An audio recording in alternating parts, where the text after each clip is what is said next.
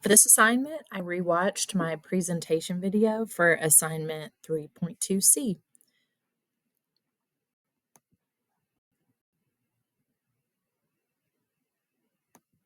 In that assignment, I did a number talk specifically for the special education setting.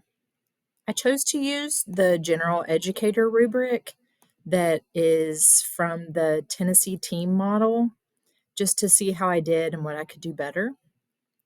And I noted that the areas that needed the most improvement were in the presenting instructional content category, which I have shown here at the bottom.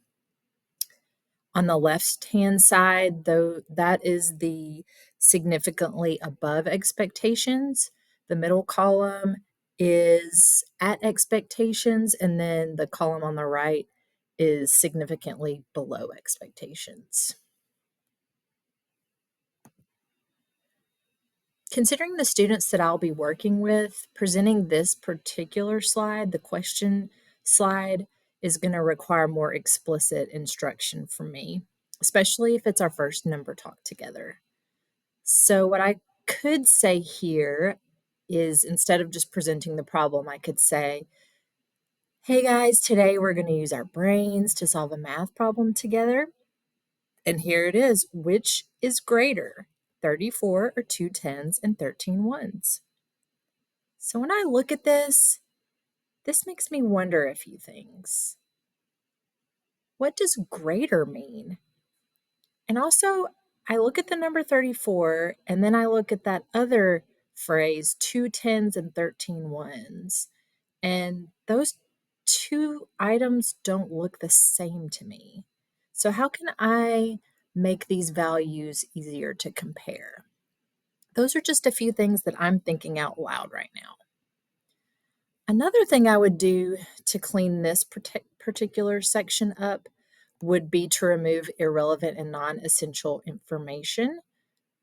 I don't know why I can't get the pen feature to work here. I would take out this information here. Because my student group can become easily distracted and sometimes even frustrated if things are new and may seem difficult. And one thing I've learned is that less words is always more in this situation. Another aspect of my lesson that I thought could be improved was on the strategies slide shown here.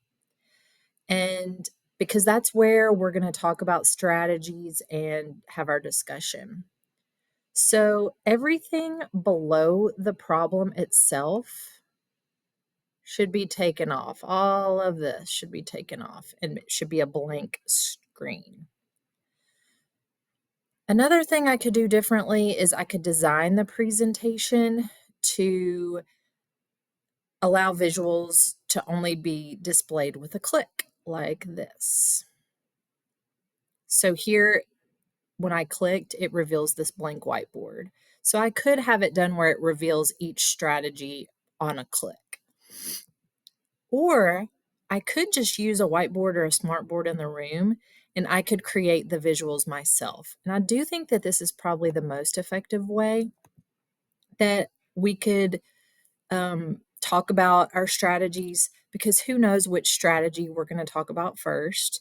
And it also allows me the flexibility just to be more logical in presenting the illustrations and the concepts. So I could even use this board here to write, and maybe I could create an icon for base 10 blocks that could be dragged.